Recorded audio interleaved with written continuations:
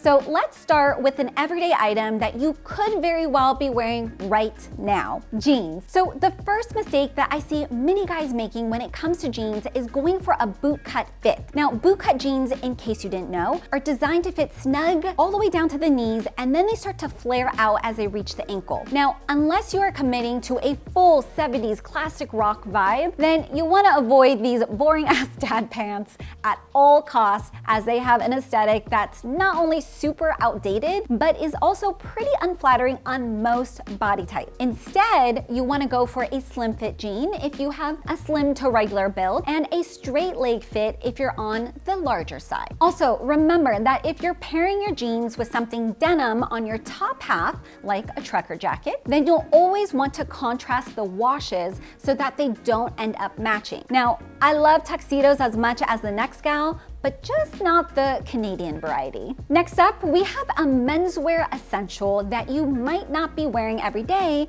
but you just might be wearing wrong when you do throw it on: your suit. First of all, not all of the buttons on your suit are designed to be used. If it's a 2-button suit, which is the kind that I normally recommend, then the top button of the jacket should be the only button fastened. However, you should always unfasten this button when you're sitting down, as it's not designed to be closed. Also, do you know that stitch that's on the vent of your suit jacket? That's not designed to be there once it's left the store. So be sure to snip that thread if you haven't done so already. The same goes for the tag on your suit sleeves. Now, this is always meant to be removed, and it drives me crazy when I see that guys have left it on to show off the brand of the suit. Speaking of your dressier items, the next mistake on my list concerns your dress shirts. So whether you wear them every day or only for occasional formal events, there is nothing worse than a dress shirt covered with nasty sweat stains, except maybe having to sit beside a guy wearing a dress shirt covered in nasty sweat stains. And if you're looking for a dress shirt saving solution, then look no further than the undershirt, which is from the sponsor of this video,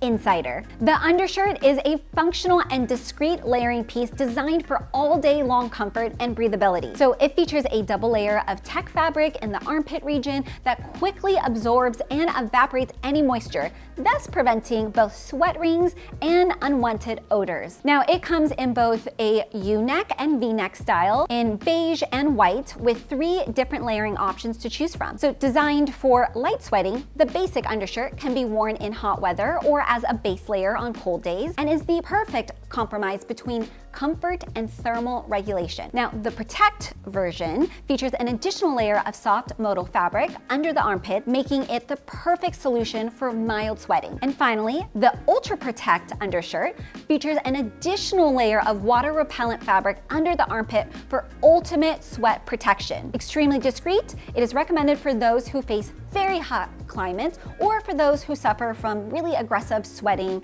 or hyperhidrosis. Now, to get 20% off any Insider product, simply head down to the description box and use the link and code provided. Thanks again to Insider for sponsoring this video, and now back to our list of common menswear mistakes. Next, we're going to discuss the most versatile pair of pants that a guy can own, provided that he doesn't make a few select mistakes, that is. It's your chinos. So first of all, when it comes to your chinos, you want to make sure that they're hemmed with either no break or a partial break. This will prevent fabric stacking around the ankles, which is super unflattering and can ultimately make you look much shorter than you actually are. In fact, this hemming rule applies honestly to all your other pants, including your suit pants, dress trousers, and jeans. But chinos are where I most commonly see this crucial error. Also, unlike the other pants in your wardrobe, when it comes to your chinos, you'll want to avoid the color black. Instead, go with the classic shades like khaki, navy, green, and burgundy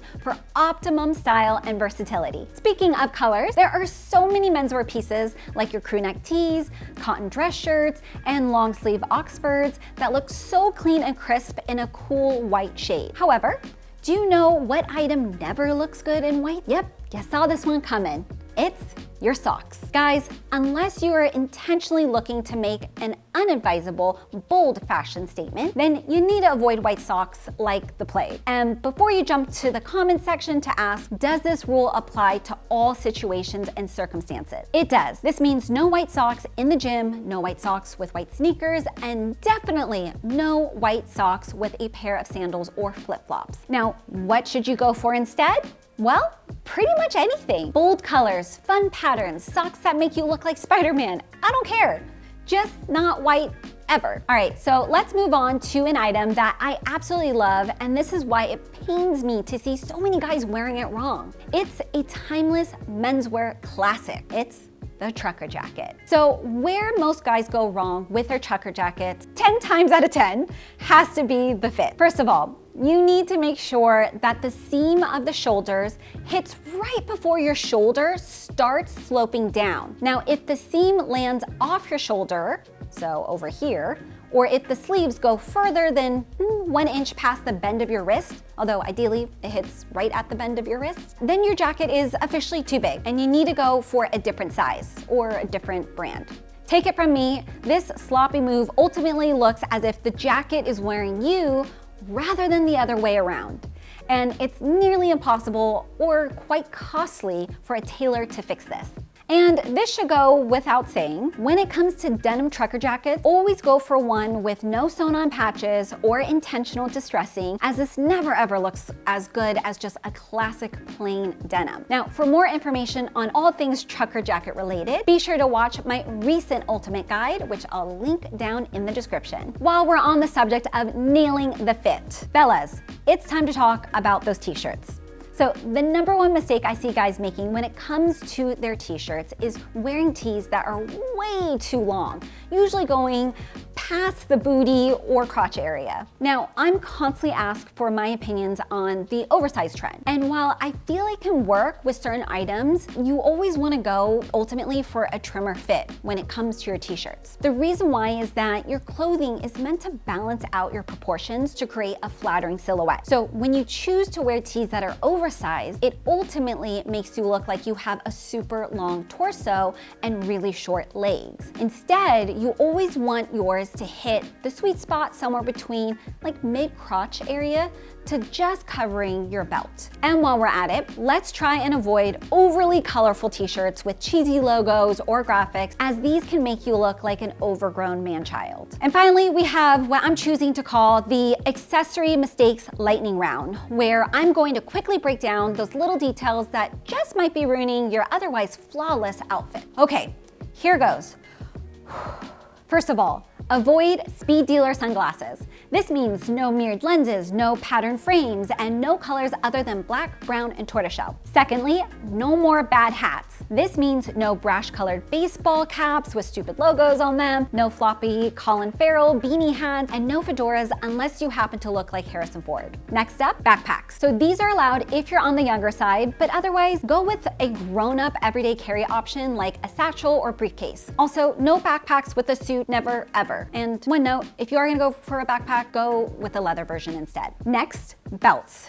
Do you need one? Yes. Should the leather match your jacket, shoes, and watch strap? Also yes. Should it be made from snakeskin or have an oversized rodeo champ buckle? No and no. Phew.